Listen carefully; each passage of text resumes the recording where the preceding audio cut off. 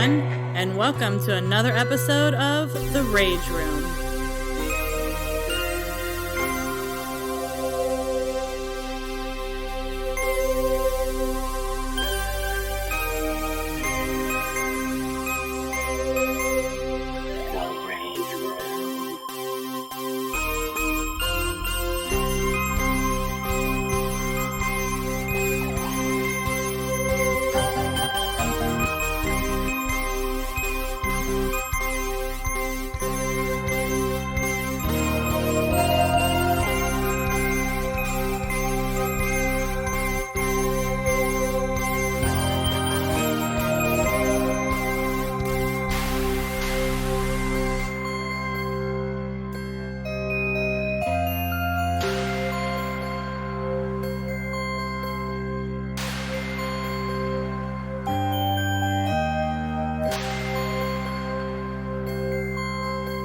Hey guys, I am your host Amanda, and this is my co-host Karen. Hello everyone, and let's get dark. Are you someone who likes to online shop? If you are, download Amazon Prime. With your free trial of Amazon Prime, you'll find yourself with unlimited access to ad-free songs, and there's over 1 million of them. You'll also find unlimited full-resolution online photo storage with up to 5 gigabytes free video storage. Not to mention, when you purchase something with Amazon Prime, it's at your house in 2 days. Go ahead and click that link down below in the description box, and welcome to Amazon Prime. Are you yourself thinking of becoming a podcaster? If so, use Buzzsprout. Buzzsprout made it so easy for us to be able to upload our episodes and post them on every major platform. They give you videos, tutorials, and everything within a click of a button on how to get the momentum your podcast needs so your message can be heard. There's a link down below down in the description box for you to click. Go ahead and click that link, and welcome to the podcasting world. Hey everybody, welcome back. How's everybody's week? How is your week? My week is good. How about yourself? It was a good week. It was a long week, but it was a good week. So today we are going to be talking about the real exorcism of Emily Rose. And this one, particularly, the movie that came out, particularly terrified me when I was younger. Couldn't sleep for weeks.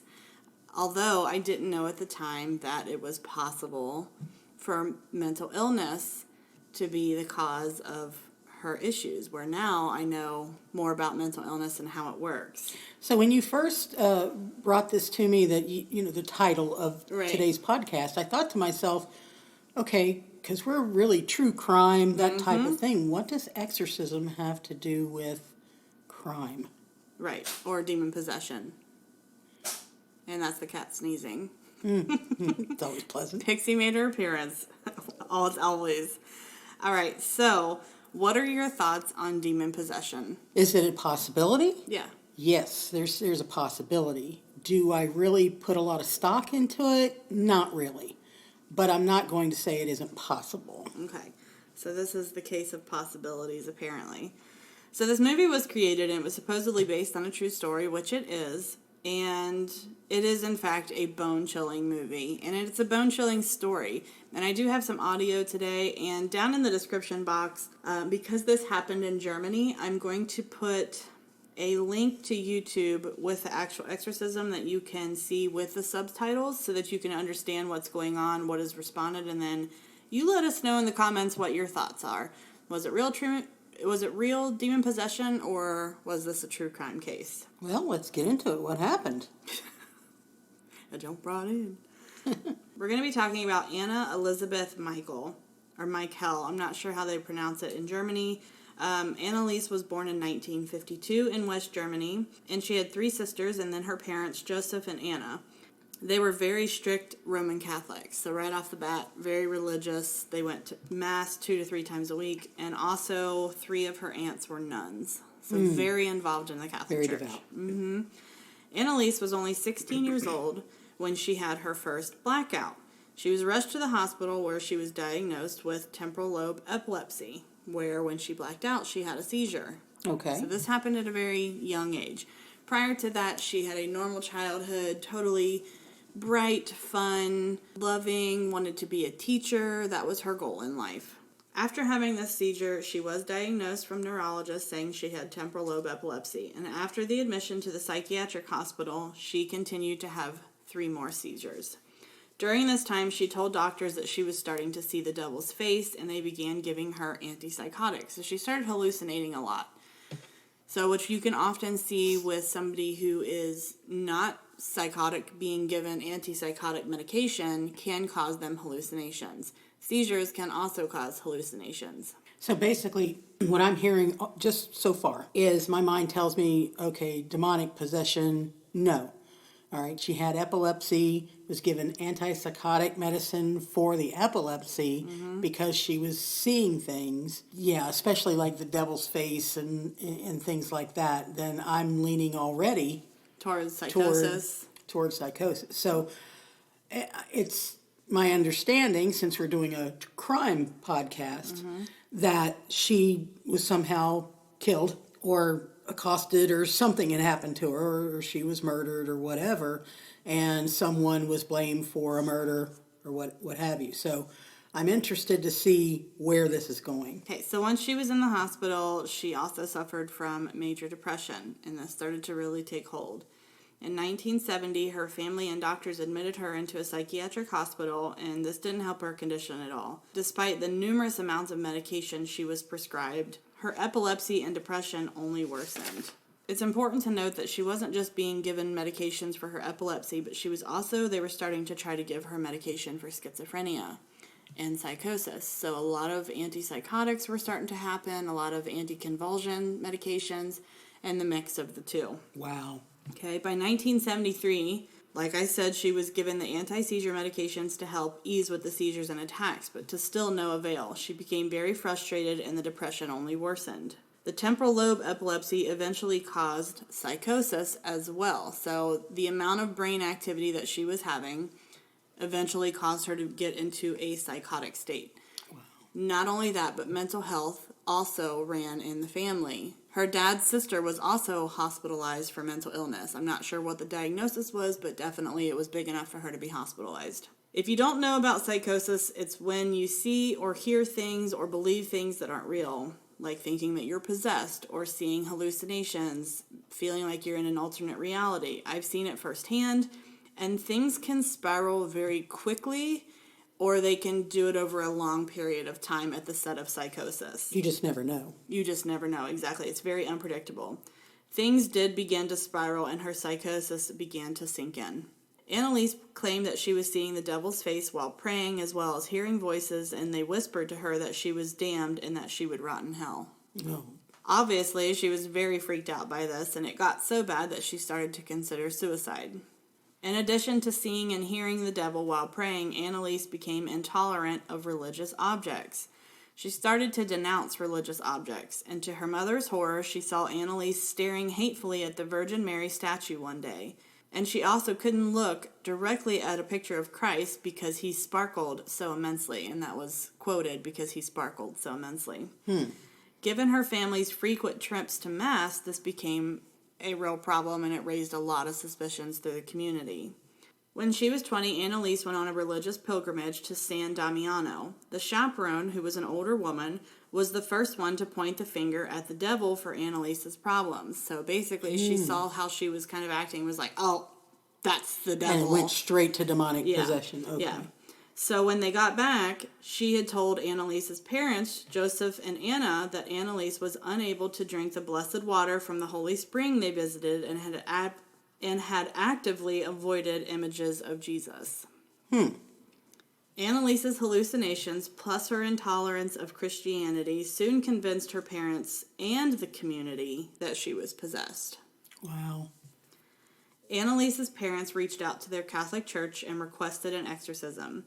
They were denied many times to seek medical care. But remember, she had already sought medical care and still nothing that changed it. However, there's no proof that her medical care was the right medical care. Correct. Because if they did not do a medical workup on her, blood, urine, all this, maybe a neurologist to come and look at her. They did. A neurologist is the one that diagnosed her with epilepsy. Okay. So epilepsy, yes. Mm-hmm. But then what about what they were giving her For the epilepsy, did they monitor that? Did they see what it was doing to her brain and how it was affecting her? Mm-hmm.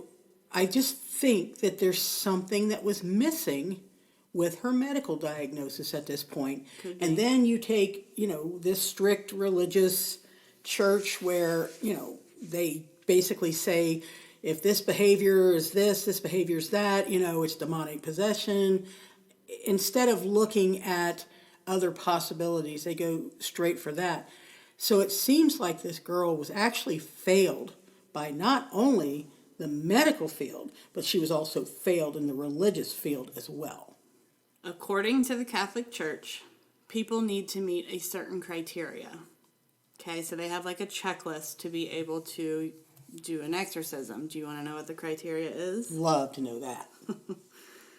The first indication of possession is an intense dislike for religious objects. Now, I have seen this working in the psych hospital where it seems like it's one or the other. You have people that are intensely religious. I mean, on their knees constantly from start to finish of the day, praying all the time, to the complete opposite. So I have seen both sides of that. Far left or far right. Exactly. Mm-hmm. So their first criteria to put you in a, whether they can say, hey, we'll do the exorcism, is an intense dislike for religious objects. So eventually, 2 priests came to see Anneliese for themselves. They were Father Arnold Renz and Pastor Ernest Alt. Now, not only did her parents reach out, but the community reached out to the Catholic Church saying that she was possessed. So they had all these people saying that Anneliese is possessed, she's possessed, she's possessed. And finally they're like, we better go check it out. I'm going to play Cynical Sally again. So if you take somebody that has an objection, a really intense objection to religious objects, how do we not know that objection to those objects does not result from or a manifestation of childhood trauma from the church? Take, for instance, the things that have happened in the Catholic Church with, the altar boys, things like that. We won't go into that topic, but however, that type of childhood trauma that was experienced in the church. Right. That could make a person very much against, religious objects or religion altogether.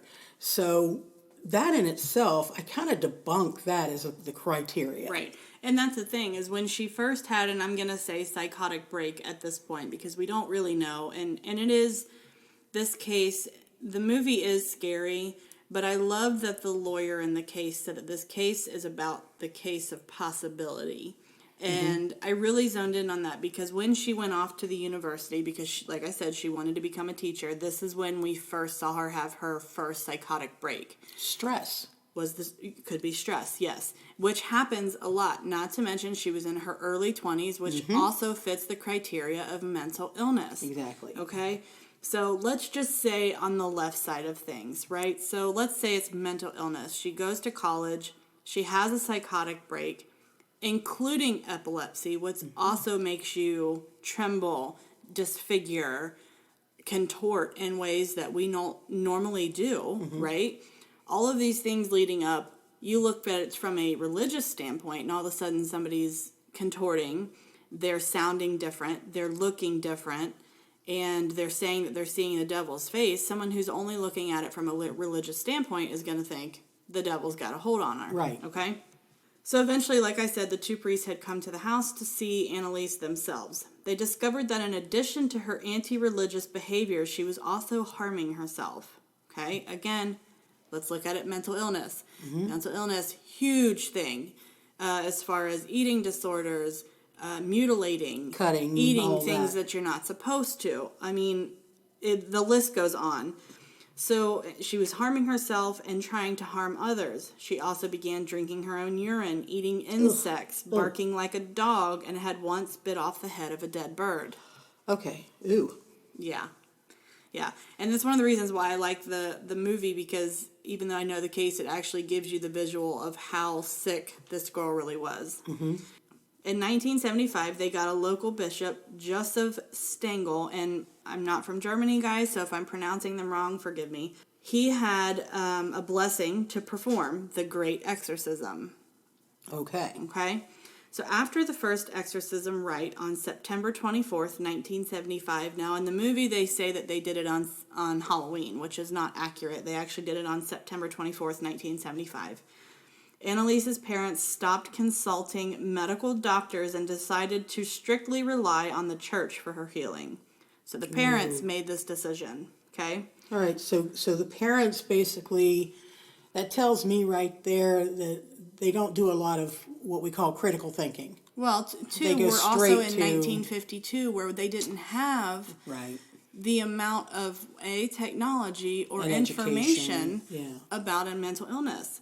Annalise herself was convinced that she was possessed by 6 demons: Hitler, Lucifer, Judas, Nero, Cain, and Fleischmann. And Fleischmann was a German priest who had been expelled from the church for attempted murder. Okay. Now, in the audio, I really want you guys to check out the audio if you're brave enough, because in the full audio that I'm going to link, you can hear her talking, and it'll tell you she'll tell you who they are. Like, I'm Nero, I'm Lucifer, I'm Fleischmann, and it's almost like a person with split personalities, how their voice changes when. Yeah, but it'll give you goosebumps. If you're into the church or Christianity, it will definitely give you goosebumps. Everything on your skull is going, oh, I don't really know about this. After years of medications failing to help her, she was completely on board with the exorcism. So she herself was also like, this is what we're going to do. As the exorcisms went on, Annalise increasingly said that she wanted to die. Specifically, these are her words: dying to atone for the wayward youth of the day and the apostate priests of the modern church. Okay. So she kind of looked at herself as possibly like a martyr saint, in a way. Yeah, almost a saint. Like, okay, if I'm going to take on these demons and I'm going to die from it, then I am sacrificing myself for the youth, for today's youth, and atoning for, the sins of the priest, right? Because an apostate is a person who renounces religious or political belief with principle. So she's basically like, I'll take this on. And I was reading another true crime case this week, and this actually happens quite often in cults, where they'll pick one person and like call her Mother of God or whatever. Like, there was this one lady, she had joined a cult, left her husband, left her family, started eating nickel so much that her skin turned gray. Ooh. And told people that she had, she did have stage 5 cancer, but the reason that she had stage 5 cancer was because she was purifying the world of their sins herself. Kind of like a self-imposed Messiah. Yeah, and they called her the reincarnated Jesus, reincarnated Marilyn Monroe, and somebody else. And I was just like, what? And how do you get that combination? I know, right? Apparently Jesus looked like Marilyn Monroe. Okay. Anyway, back to the story. That's my side note. Sorry, guys. Over the course of 10 months, this is mind-boggling to me, these 2 priests performed 67 exorcisms. What? Each lasting up to 4 hours long. Oh my God. Plus, and what did those exorcisms entail? So a lot of the times it's a lot of, I don't really know how to say this without coming across judgmental of the Catholic Church, because it's not in any way, but basically that's not what we're about. Get a demon to talk to them, the power of Christ compels you. In the name of the Holy Mother Mary, you are to speak to me, tell me the truth. They're forcing that demon to speak with them so that they can cast him out. Okay. So, and I'm going to play audio of it, a portion of it. You won't understand it because it is in German, but I do want to, I want the audience to hear how Annalise sounded normally compared to what she sounded like during her so-called possession stage. All right, so that is the verbal part of it. Are there any physical contact between her and those who are performing the exorcisms? A lot of the times it's like placing the Bible on their back and the cross on their forehead so that it's a lot of like touching with religious objects, like placing the cross on the skin. Supposedly it burns the demon out. There's a lot of holding, the Bible to their back and speak to me, and it's basically they're trying to communicate with that demon by using a religious object or a religious prayer to try to get that demon to talk tell it why it's there. Just like you would see like in hauntings, or if you've ever seen The Conjuring, how they're like, say your name, who are you meant to do harm? It's kind of the same thing in an exorcism. But are they physically restrained at any point? Yes, they can be. They can be because they can get violent. Okay, so yes. there are hands-on. Yes. So I know she would hurt herself and harm herself. Yes. However, if you look at, what the priests were doing, I just want to clarify if they had any physical contact with her as well, just to kind of set that. Yeah, they had physical contact, but it was not in a hurtful manner. So she was more like restrained from harming herself or harming them in that aspect. Okay. Now I'm going to play the audio of what Annalise sounds like normally compared to a example of what she sounded like during an exorcism when the priest was speaking with her. Like I said, this is in German, so you will not understand it unless you are fluent in German. So basically, you're just listening for the tone or the sound and the intensity. Okay. So, like I said, the YouTube link will be down low. It is about 18 minutes long, where it has subtitles in English so you can understand what's going on. So this is normal Annalise. Ja, ich will auch für die anderen leiden, damit die nicht wiederkommen und so. Aber dass das dann so schlimm ist und so grausam und so furchtbar, nee. Das denkt man leiden, das ist so leicht gesagt, aber wenn es dann wirklich schlimm ist, da will man überhaupt nicht mehr, da will mein Kind schlimm.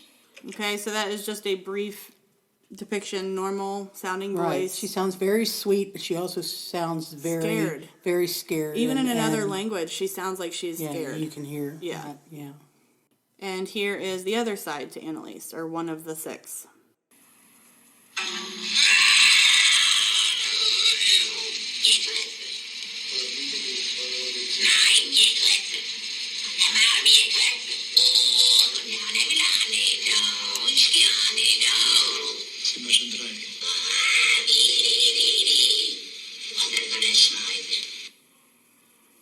That's one demon. Here's the second one.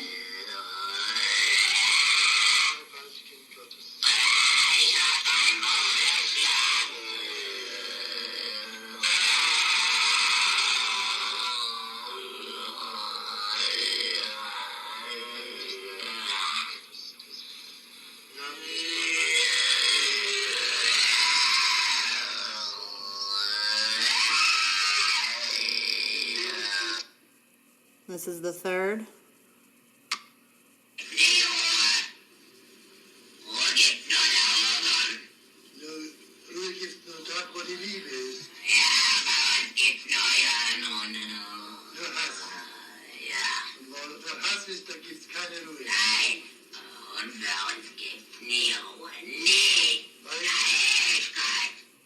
So that was Nero, because he announced himself as Nero. This is the next one.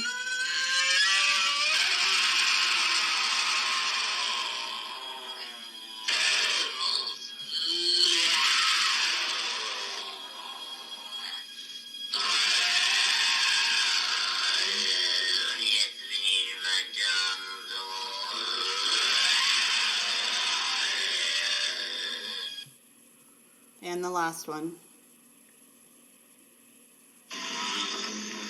Die müssen in eigenen Seminaren ausgebildet werden, die dürfen nicht auf die anderen Universitäten. Kapiert? Ja.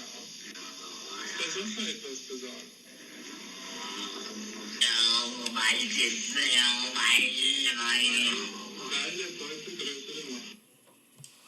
And that is the 6 demons. Okay.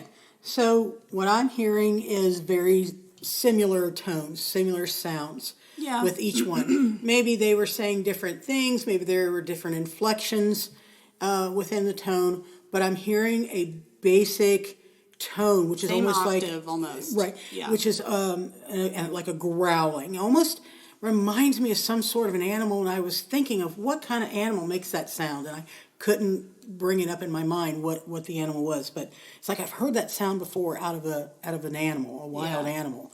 And I can see where people would think, whoa, that's definitely something that is demonic or evil or something that is not of this world.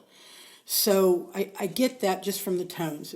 However, there's another part of me that, wonders if, again, it's part of her psychosis, part of what she is hearing in her own mind, and she's mimicking what she's hearing in her own brain. Which, I had never, now that you said that, I had never thought of that. And when I worked on the psych ward, there was a particular patient that they were schizophrenic, and they were not speaking to you like you and I are speaking. They were only mimicking what they were hearing. Exactly. And you could hear the difference. Like, step aside if they were a nice person or not, what they would say was definitely not normal, would come across as very rude.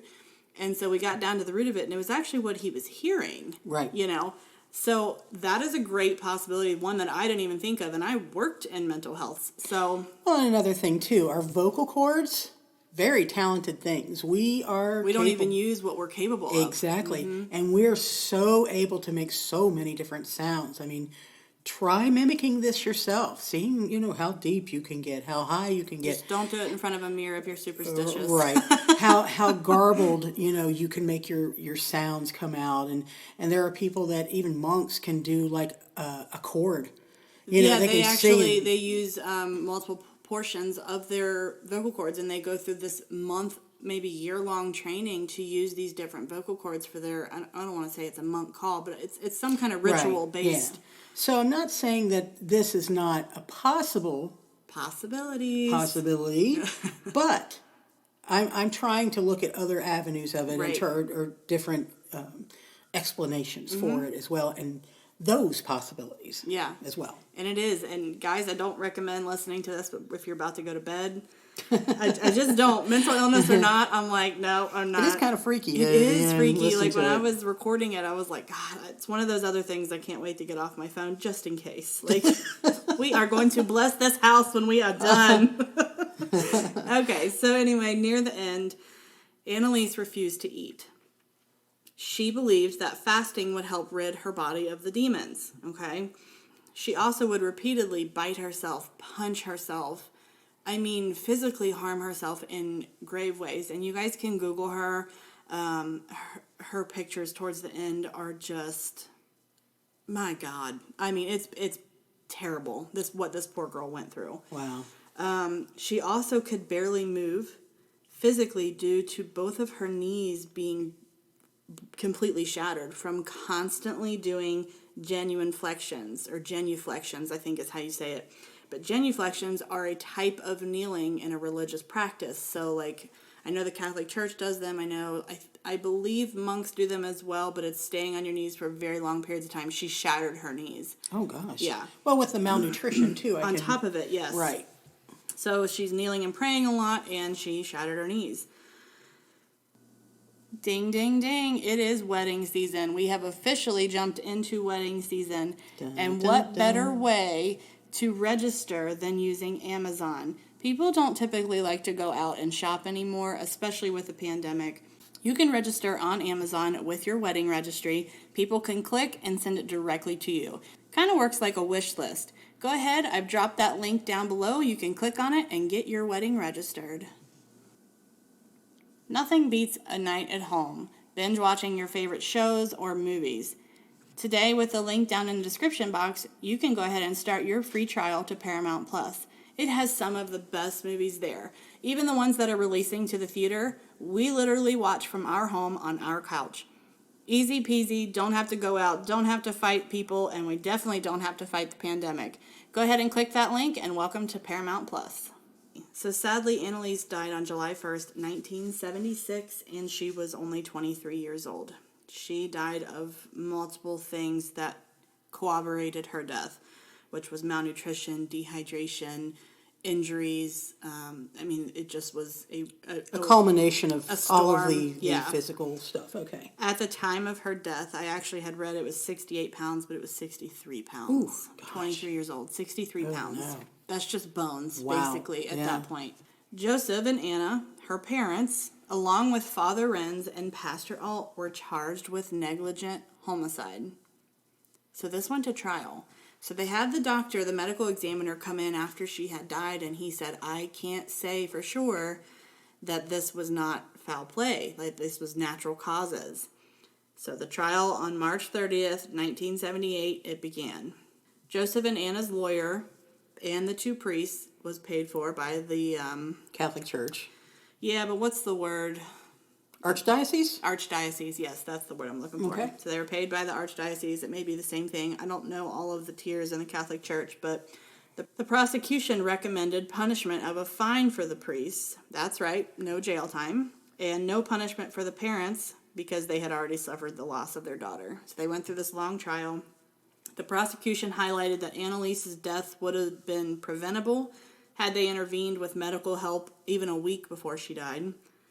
Doctors testified that her strange behaviors were not demonic, but a result of her diagnosed epilepsy and her Catholic upbringing marrying into one.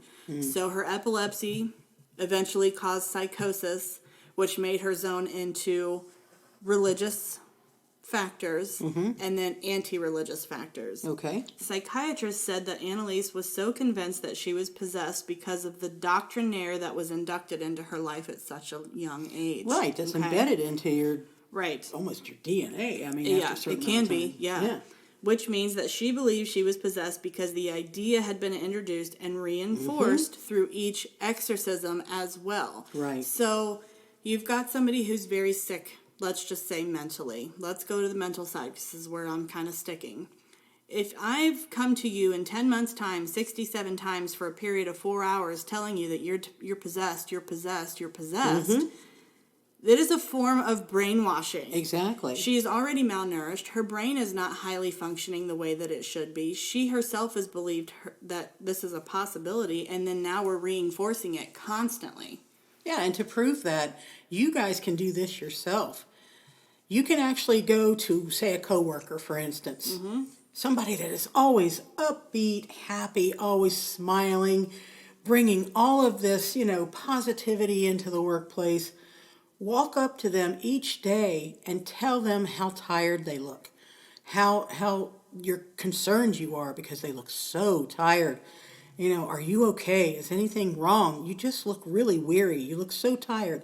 If you do this day after day after day, I can guarantee you that person who is normally upbeat, bubbly, happy, the sunshine of the day, eventually that will start to wear on them, and they'll start believing that there's really something wrong with them. There is power in suggestion. Absolutely. If it's just suggested enough. Look at it as simple as, the things that scientists do, like, let's say 2 fish in 1 tank, okay? They don't get along, they don't play well, they'll eat each other, so they put a glass divider.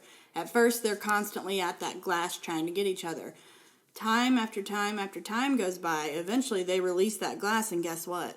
They don't bother each other. Right. Because they have convinced each other that... Acclamation, and I'm okay. Reinforcing this 67 times in 10 months, up to 4 hours long, that is POW status. That really is prisoner of war brainwashing status. So basically, their contribution to her death isn't only the fact that they denied her medical attention, they also basically convinced her that she was possessed, and the devil had a hold of her, and there was nothing that she could do about it, and that this is who she was now.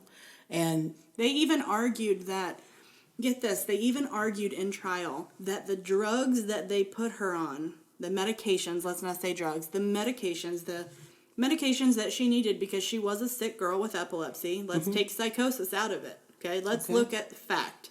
Epilepsy. It is diagnosable. You can see it on a screen. You can see it on an image. They claimed that the medication locked her brain. Okay. Okay? That the medication locked her brain so that the demons could not escape her body. They argued this in trial. That medications locked her brain to keep the demons in. Well, of course they're going to argue that. That's basically a deflection away from the priest and the parents. Right. No. Well, back to the medical team. Let's go back to the medical team, because had they not given her this medication, we could have gotten rid of those demons and she would be alive today. Of course they're going to argue that. Right. And of course they loved her. And I'm not this is in no way judging anybody. It is a very out of this world experience, no matter how you look at it, whether she was sick mentally or this was in fact demonic possession. The parents did suffer through this. Annalise herself suffered through this. And I don't want to take it to sound like we're blaming anybody because we don't know facts, because this truly is a case of possibility. It could be true crime or it could be outworldly. We don't know for sure. Right. This is just what I have. So the defense for the parents and the priests highlighted that the German Constitution allowed the unrestricted exercise of religious beliefs, including exorcisms. They played tapes of the exorcisms during the session, the trial session, that featured Annalise's demons arguing, which that will be listed for you guys to determine for yourself. And the bishop that allowed the exorcism, Joseph Stengel, claimed that he was unaware of Annalise's prior health conditions. I can't. I don't believe. Right. That I don't believe, because you could look at somebody and say you're sick. You can look at somebody that weighs 100 pounds. Let's just say she was 100 pounds, and go, we need to have her medically cleared before we go through with this. Right. Just my opinion. Right. Throwing it out there. So Joseph and Anna, the parents, Father Renz, and Pastor Alt, they were all found guilty of negligent homicide. Despite the fact that Annalise's possession was deemed as a misdiagnosis of mental illness, Annalise's grave became a pilgrimage site. The grave is, and this is quotes, okay, from family, I'm not sure, I think it's the Catholic Church, but the quote is that the grave is a gathering place and a point for religious outsiders. They write notes with their requests and thanks for her help and leave them on her grave. They pray, sing, and travel to her grave. Wow. So she really did become a martyr, like a saint, yeah, for people with either mental illness or demon possession. Either way, yeah. Although many religious people, especially in Germany, are inspired by her and her death as an atonement to. So they're going with that, with her statement of, my death is an atonement, atonement for all these other people who, almost again like a Messiah type of complex. Make no mistake, people that are listening, that Annalise's story is tragic and grim. This is no way a place where you would think somebody went through this hell and try to put somebody next to Jesus Christ or any of the any culture believes as a Messiah. Right. This girl suffered greatly. Yeah, and she was really tortured. Exactly. Mentally, spiritually, all of it. Other way, shape, and form, she was tortured. She's not to be confused with some, depending on what religious belief you have, Messiah, whatever. Yeah, she's not to be confused with that. Right. This is a story about religion failing her more so than helping her. It's a story that warns about misdiagnosing mental illness. It is talking about giving people warnings of believing in people rather than a religious object. It's a story of people in power and influence allowing someone to starve themselves to death because of fear of the devil. That's my thing. And isn't fear of the devil? Right. I mean, you'll hear people say it a lot, and fear is of the devil. Fear is of the devil. Well, that's the easiest way to control people. So the parents living in that fear isn't. Yeah, you could just bounce all over with this one. That's for sure. It is, and it's a fine line for us too, because we have to stay neutral, especially for our audience, because we in no way want to bash the Catholic Church. We in no way want to bash any religious freedom culture at all. Or will we bash the medical community? But at the same time, this was the one that fell through. There are failures out there, of people that are kind of let down by the healthcare system, people that are let down by the religious system. I mean, it happens. And then the combination of both. Yeah, it happens. Do I think that anybody intended harm to this girl? No. I don't think that it was done on purpose. I think that because of beliefs that had been ingrained in them so strictly at such a young age, and that was the only thing that made sense to them because of lack of education through mental illness. There was no malintent here. No. Yeah. I don't believe they physically tried to hurt her. I don't believe that the priests did anything to physically hurt her. I just believe that this case was exactly what they said, neglect on all aspects. Right. Medical, mental, spiritual, and physical. Right. So that is the case today. If you are brave, click the YouTube link. I watched it at work and I had to step outside because it did, like, it made the hair on my neck kind of stand up a little bit. But because I know the possibilities, I don't believe that we're the only thing in this entire world as humans. That's my personal thing. Right. We talked about this a couple weeks ago. I'm like, do you believe in fairies? Do you believe in mermaids? Like, is it a possibility? Right. Is it true? Who knows? Who knows? But it's a possibility. Does demonic possession occur?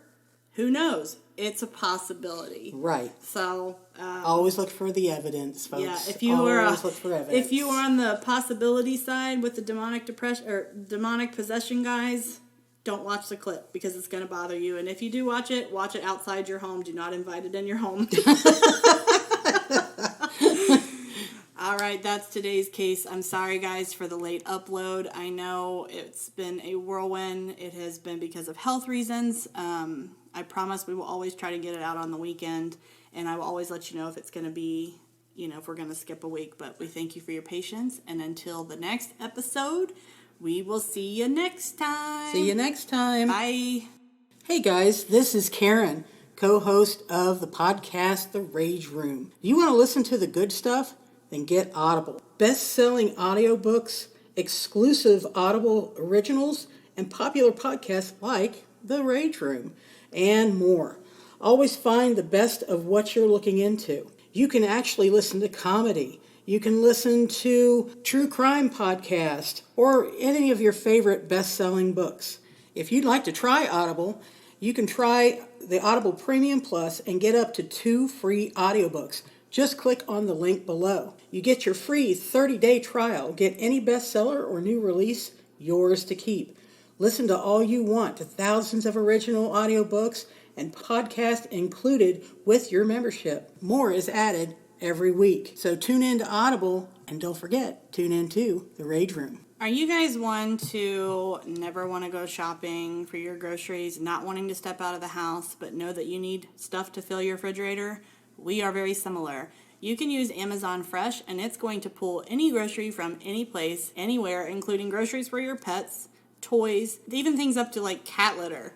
Go ahead and click on that link down below for Amazon Fresh and get your groceries delivered to your door, same-day delivery, and you get to stay home and listen to The Rage Room.